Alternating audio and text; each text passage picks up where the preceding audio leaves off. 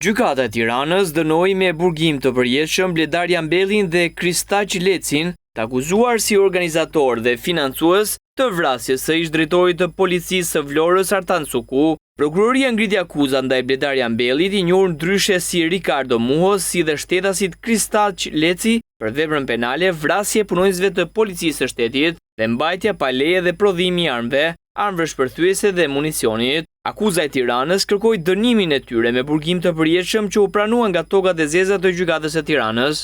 Vrasja Artan Suku ndodhi në 2017 në rrugën e Kosovarëve në Tiranë, ndërsa Bledar Jambelli u arrestua në Greqi në vitin 2018 si organizator dhe financues i krimit. Kristaq Leci ndihmoi ekzekutorin Mikel Shallari me 2 armë të llojit pistolet, njëra tipit Zastava dhe tjetra Glock, me silenciator, ndërsa vetë u vendos në degje të viktimës nga larg duke e mbajtur në nënvëzhgim.